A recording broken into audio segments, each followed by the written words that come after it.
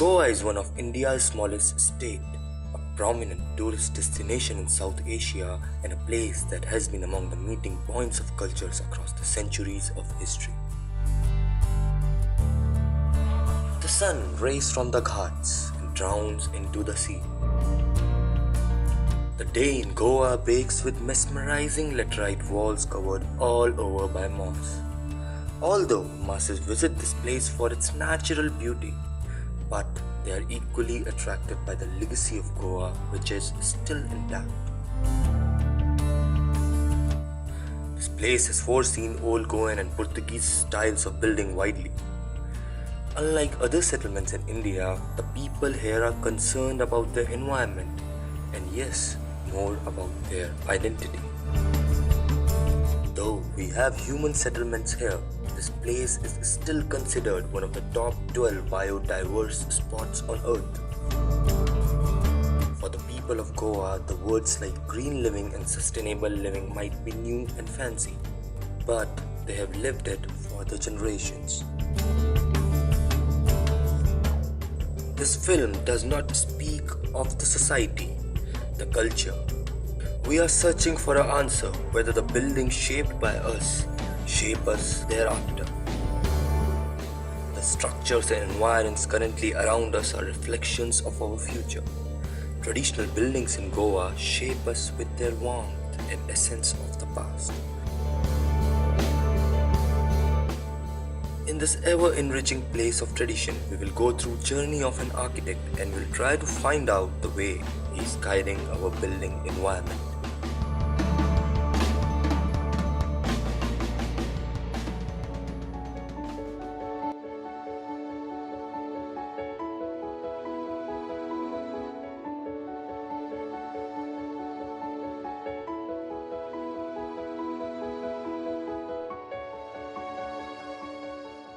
As you enter the design valley, down the hillock, obscuring while drowning, this off-white structure is tucked away in lush green environments with the open doors greeting you to the valley.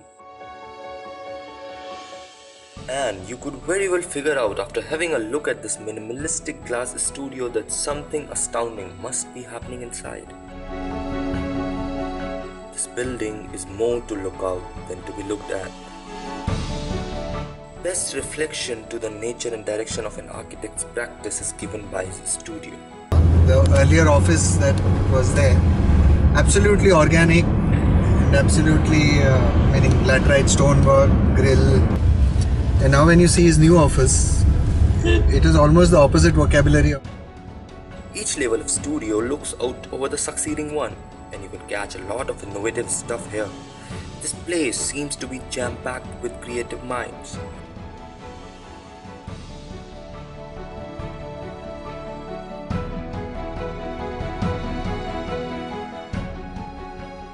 As you step out to this outdoor seating, a feeling is stretched that this studio doesn't sit on a hillside.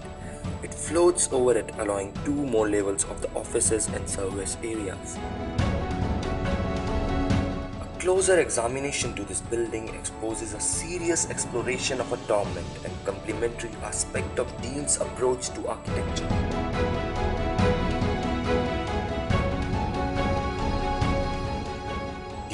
Is recognized all over for his holistic approach, blessed with openness that Goa needs. Dean completed architecture in 1983 from Sir J.J. College of Architecture, started practicing in early days with Gerard D'Cunha, and together the duo had ended much to change the popular insight of architecture in Goa. When I did my house in exposed stone, everyone used to stop and compliment Dean for the project because they thought he's the only architect who works with exposed laterite stone. So he used to joke and tell me, hey, I got complimented for your project and your house. Over the years, he has put up a noteworthy body of work in Goa and elsewhere in the country. Along with it, this valley in the heart of Goa is going to be none other than Montmartre. The Design Valley is basically an initiative by a whole group of designers. And each one, after going through a couple of years of work in their field, realized that things are much richer when you work together. Mosaic Studio was the very first structure that landed here in 2005.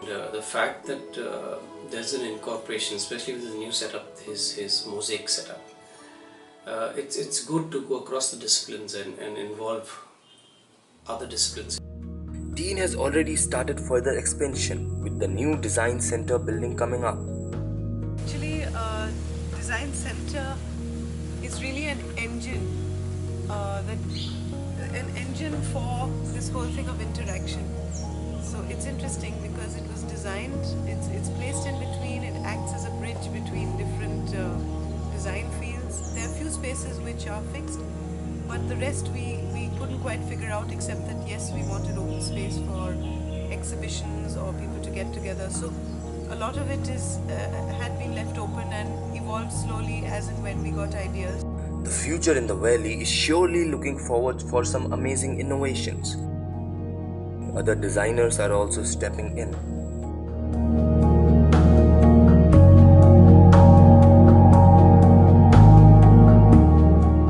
Dean acknowledges Baker's impact in helping crystallize his commitment in a direction of natural methodology to architecture as well as towards social commitment in practice. The type of roofs, what we always had seen was either a sloping roof or we had flat roofs. But having domes in the real way of making domes in the 1990s, making vaults, making arches, that sort of construction was never experimented.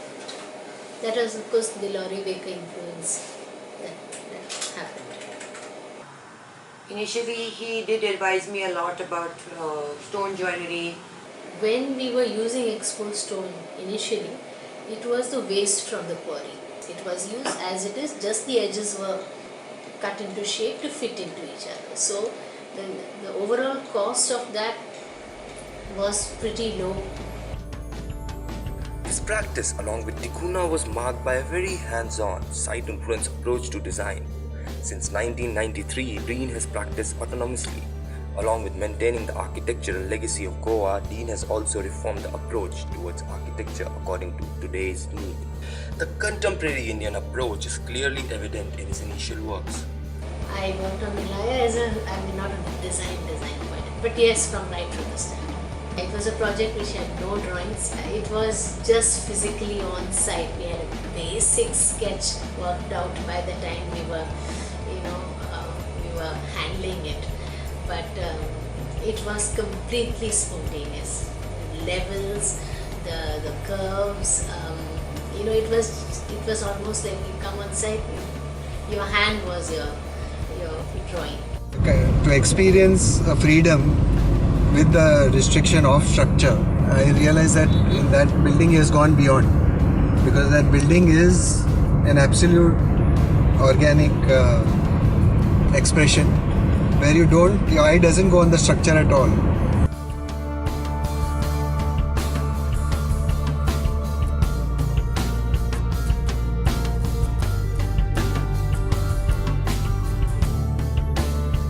He started with a consciousness of the past for the future which he essentially desires to preserve. A lot of the stained glass work and the other detail work was done by nuns associated there with the cathedral. So it's been a participative effort of everyone putting whatever that they put together and creating a building that serves the community.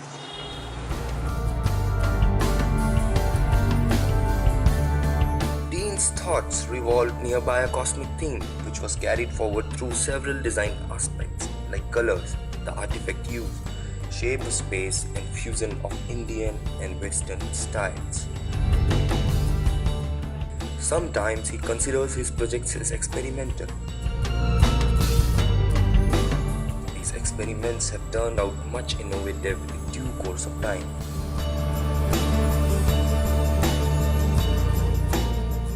It was mesmerizing when we saw one of the residences he designed nearby. The owner of the house had a word with us. About 10 years ago, I just made a proposal to Dean de Cruz, a house for myself. And the house is a completely open place. I love nature, and you enter the house and it opens up to the fields. And it's all open, there are not too many walls. And the mirror, of course, almost makes the house double. So you can almost double the space, the illusion of a large space with the mirror. So this is the Operation Theatre lamp. Now all that I do under this Operation Theatre lamp is Operation Art. This is my favorite space in the house because as you see, it's all open and you get up early morning and just look at the fields, read your newspaper, and all my thinking for new projects I normally do here. And it has been featured in many architectural magazines, and I would claim that this is a better house than most people's houses in Goa, especially with the view and the kind of openness. So I'm very, very proud of it.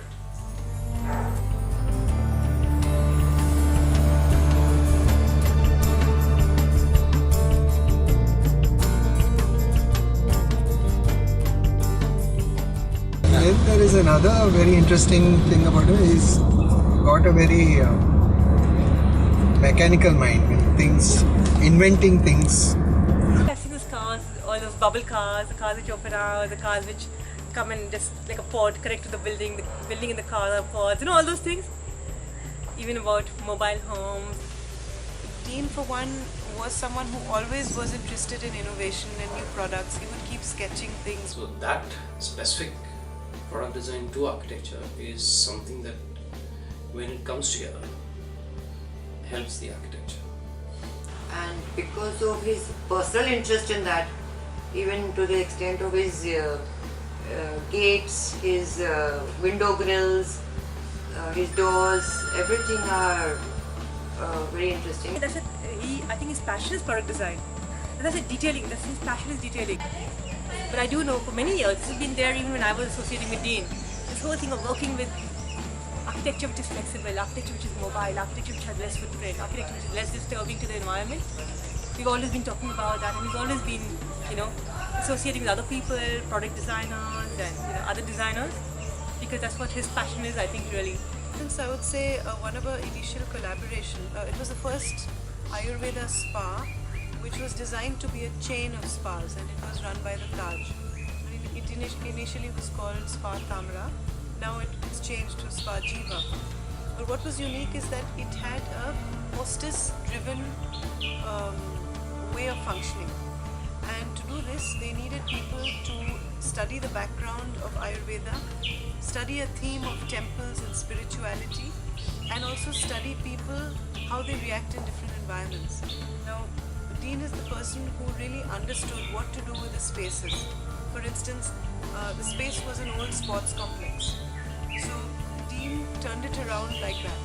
Sharnam had a very strong theme where Dean used the mango leaf as a theme. The experience was like Alice in Wonderland. I mean, you walk in and you're really transported into this whole thing of the mango leaf, and the curves and everything. It's quite nice. It's quite nice. Dean had already started with the hospitality projects in late 80s. Luxury was thought to be more plastic and sleek during that period, and at this juncture he was pretty traditional in approach. He was being a naturalist. Now he is one of the best known architects in this segment. His ways took technologies closer to nature. Dean started off with that as a challenge, and he could do it because he was innovative in the sense, he was one of the first to use broken tiles instead of going for the perfect tiles in a room, which cost so much. So he brought down the cost drastically because it was sold as scrap at that time. And then of course later on it became a style, so suddenly the costs went up. And similarly he experimented with a lot of things. For instance, windows. Why do we see windows the way we do today, which is a wooden frame and things like that? He actually experimented with windows in terms of frameless windows and drilling down deep into what it does. Is it to let in air? Is it for light? What is it for? And accordingly you can fashion things like that. So in these ways he managed to break that barrier of costs. It was very conscious effort to use materials that were much cheaper. We were asked to do a house for 11 lakhs, so for 1/100 the cost we virtually did this small house for another client in Goa. And this was certainly far more rewarding as a piece of architecture than Malia's house. He believes in conservation and reutilization. We all know architecture is something nature cannot make. For him, architecture is something unnatural but not something just made up. The Dean is not been following a kind of a constant style. In Elaya, those times you could see it was basically materials, working with laterite, working with mosaic, working with little detailings. You know, for me it's very difficult to right now say what style Dean follows, because I've seen him working with totally modernistic buildings, working with a lot of steel and glass also kind of feel. Like even if you see his office, somebody who's seen the earlier works of Dean would not know this is Dean's style. So to be very frank, I find it very difficult to put Dean into a style right now, because I think he's perpetually evolving, you know. His thinking has always been about the immediate surroundings and the placement of where his architecture is. So for instance, when he did the jungle lodges, he worked with the skill base in, say, Madhya Pradesh. And instead of trying to bring Italian marble into a place like that, he used people from the area, and the kind of detailing they work with comes naturally. I think Dean has enjoyed the jungle lodges the most, because the work has tied up with his ethos. I would say they're some of the best things he has done. Absolutely unconventional way to approach things, but each one done with a kind of passion and involvement, and you can see it in him all the time. That is, whatever he's doing, he's very excited about. His sense of wittiness. He is one of the most witty persons I've seen. His wit is always displayed with a serious face, so it makes it all the more funny. I think what is nice traveling with Dean was always, you know, he was open to anything. You try it. That looks nice there. Turn on. You know, that kind of a flexibility, it was like good fun, because it was like, let's try out anything, you know. There was no like, okay, we're doing this, we have to do this. I think the flexibility was very nice, very nice. No? No. What are you doing it? I can. Oh, wait. Oh. No. Of course, yeah. Because it's good for brainstorming and conceptualizing and all. And you should actually sit and conceptualize, go on site, and actually work a lot on site. You know, try to place things on site and get a feel of that. And a lot of interaction with the clients. So I enjoyed that.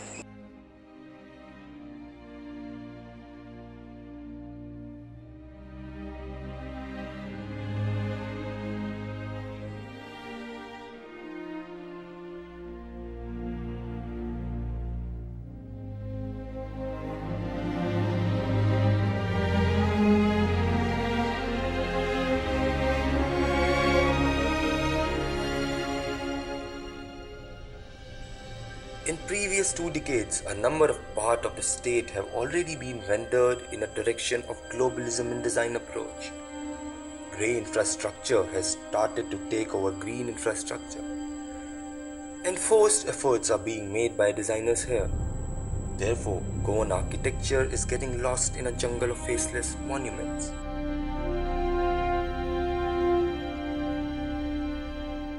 The antique heart of Panjim is nearly gone. In the due course, Goa has misplaced a lot of X's and bestowed to the commercial holdings and recent edifice.